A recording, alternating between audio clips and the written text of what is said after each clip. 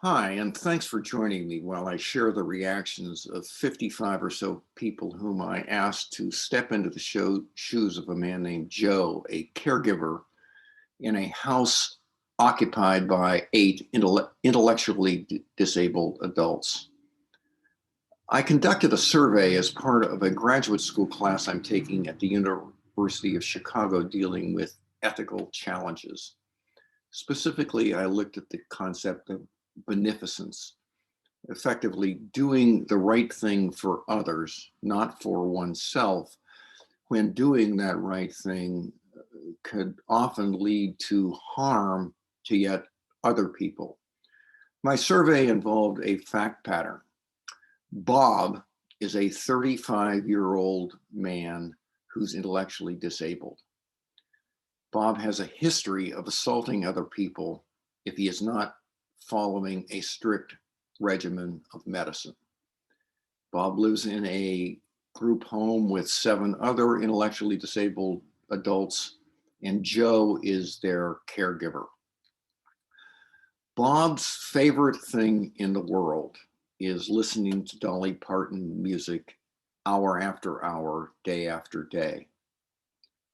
Bob wets the bed, and Bob is prone to urinary tract infections, UTIs. An emergency occurs as part of the fact pattern, and it's going to last 72 hours. During that emergency, Bob has begun to act out, and Joe perceives that Bob's about to assault one or more of the housemates.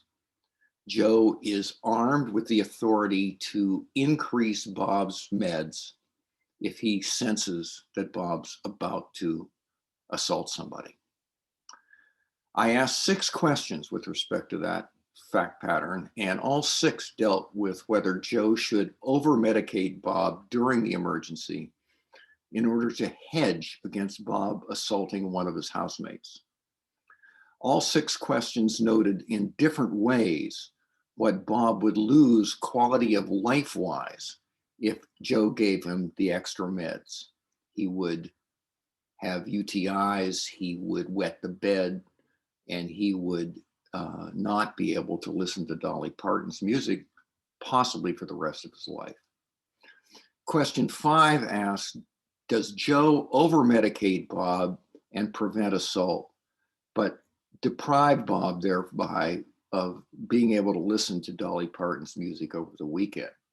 Question 6 was a bit different. It asked, does Joe over-medicate Bob, thereby prevent assault, but then deprive Bob of the ability to listen to Dolly Parton for the rest of his life? The people responding to that survey did so, I believe, with nuance and maturity and a sincere understanding of the dilemmas Joe was facing in over that weekend during that emergency. And a couple of slides I have exemplify that, if you'll let me get to them.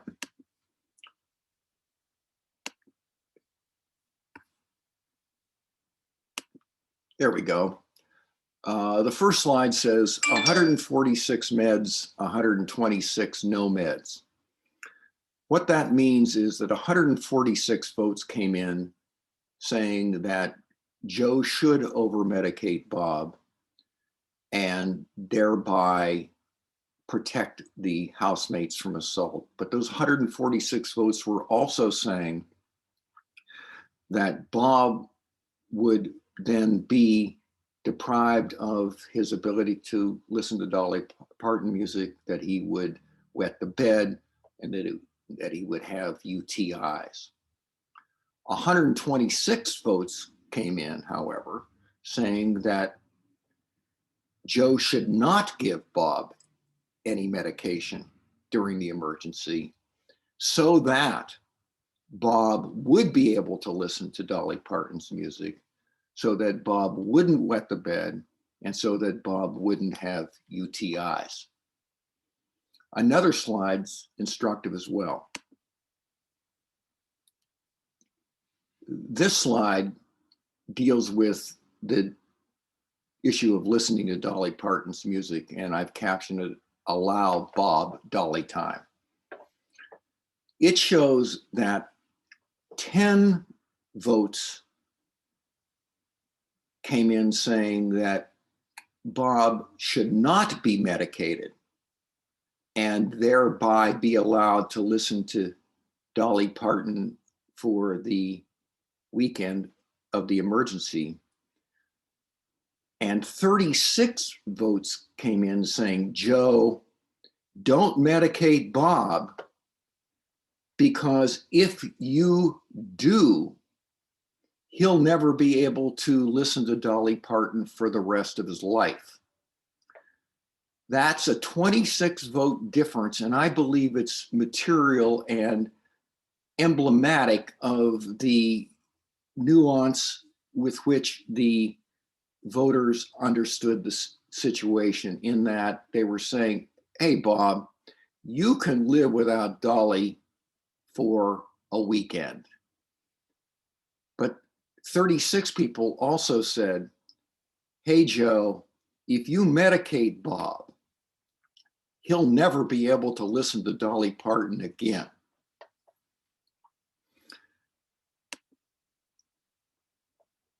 Those voters also responded in writing, in narrative form, saying in emails to me in up to a page why they voted as they did.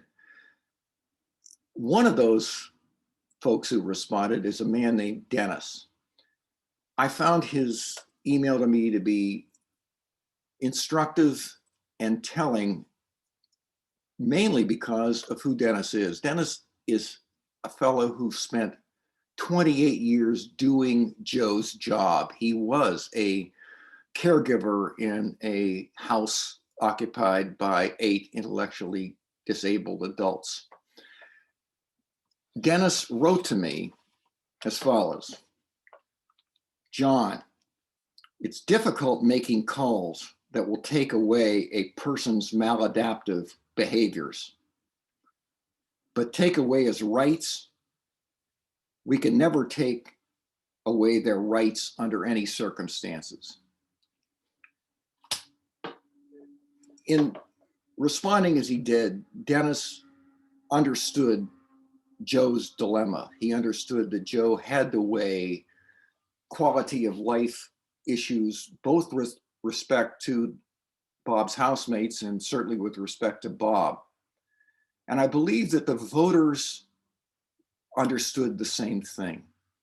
That 146, 126 breakdown certainly isn't a landslide. It showed that the people who were responding to my survey did put themselves in Joe's shoes and did understand that his choice was tough. They did get the concept of beneficence. Thank you very much, and please stay safe.